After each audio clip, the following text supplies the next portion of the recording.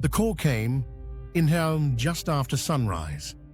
A quiet neighborhood, a normal house. No screams, no panic. Just a body found where it shouldn't have been. When investigators arrived, nothing prepared them for what they saw, or more importantly, what they didn't see. A house that looked untouched. From the outside, the home looked peaceful. The lawn was trimmed. The door was locked. The windows were shut. No broken glass. No damage. No signs of trouble. Inside, everything was in place. Furniture untouched.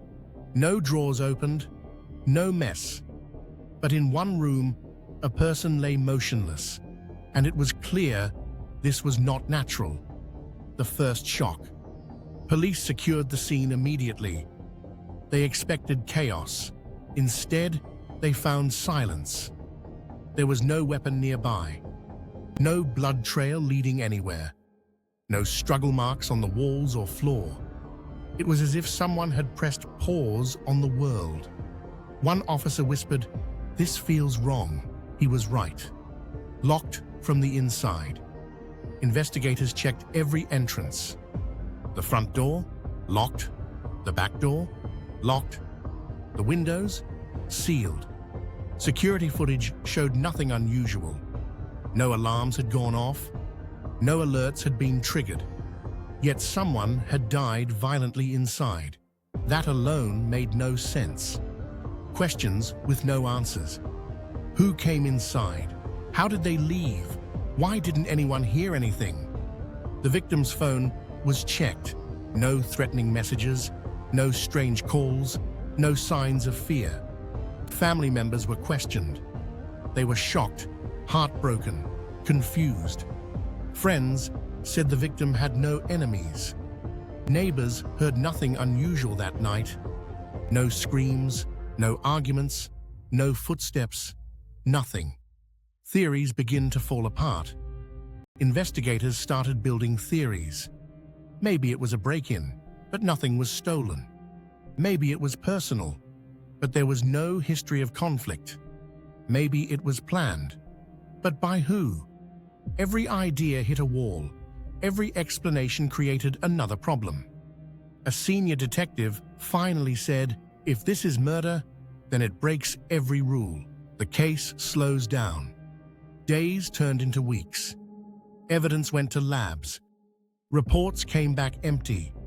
No usable fingerprints, no foreign DNA, no clear timeline. The case stopped moving forward. It wasn't officially cold, but it was close. Investigators felt frustrated, not because they didn't care, but because the truth was hiding. The detail no one noticed. During a routine review, a young analyst reopened the case file. No pressure, no expectations, just reading.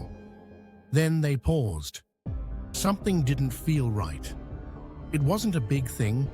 It was small, almost invisible. A detail everyone else had passed over. At first, it seemed meaningless, but it didn't match. Doubt turns into curiosity. The analyst checked again, compared notes, read reports slowly. That small detail didn't belong where it was found. It wasn't evidence of violence. It was evidence of presence. Someone had been there longer than anyone realized. The moment everything shifted, the analyst shared the finding. Most investigators weren't convinced, but one detective listened carefully. He leaned back, looked at the photos again, and then he said, "What if this wasn't forced?" The room went quiet. A new way of thinking. What if the killer didn't break in? What if they didn't sneak around? What if they were already trusted? That single thought changed the entire case. The crime wasn't impossible. It was hidden. Going back to the beginning, investigators returned to the house, not to look for violence, but to look for behavior. They studied how the victim lived, who they trusted, who had access, who knew the routines. Slowly, a name came back into focus. Someone overlooked, someone familiar, someone who had been there before. The hidden detail wasn't blood, it wasn't DNA, it wasn't a weapon, it was something simple, something human. The detail that changed everything. It was a small object found in the room, something the victim did not own. Not something violent, not something dangerous, just something that didn't belong there. At first, officers thought it was nothing, but when they checked the victim's home records, something became clear. That object belonged to someone else, someone who had been inside before, someone who had access, someone who didn't need to break in. The truth about access. Investigators reviewed visitor logs, messages, and contacts. One name kept appearing. A person the victim trusted. A person who had been in the house many times. A person who knew the layout, the routines, the quiet hours, the security system. This person didn't force entry. They walked in like they always had. Rebuilding the night. Step by step, investigators rebuilt the timeline. They studied phone data, movement patterns, message timestamps, security logs. They discovered something chilling. The killer was in the house before the crime happened. They didn't rush, they didn't panic, they waited. The mistake. The suspect was careful.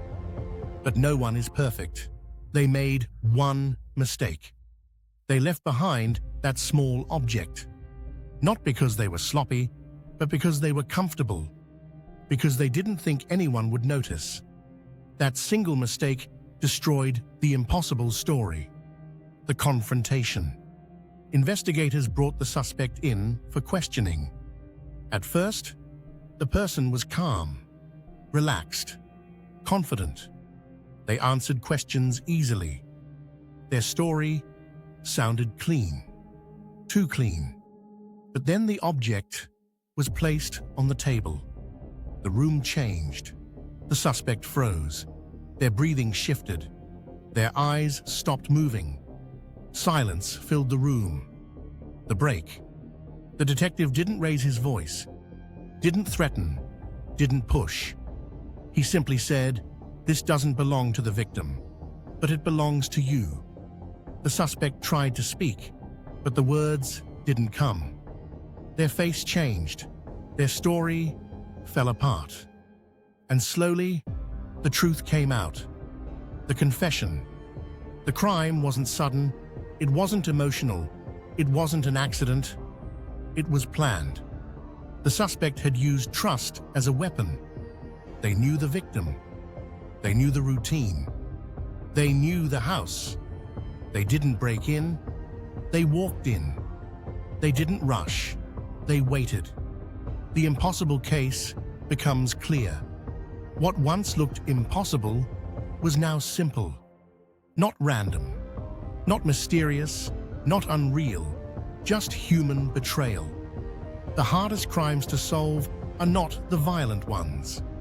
They are the quiet ones, the calm ones, the ones that hide behind trust. After the arrest, the case closed, but the impact remained. Investigators changed procedures.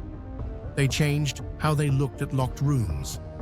They changed how they defined forced entry, because now they knew the most dangerous access isn't broken doors. It's open trust. This case wasn't solved by technology, not by cameras, not by DNA, not by advanced tools.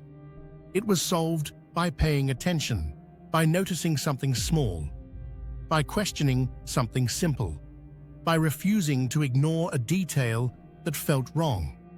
Sometimes the truth isn't hidden in darkness. Sometimes it's hidden in normal life, in routine, in trust, in the people we let close.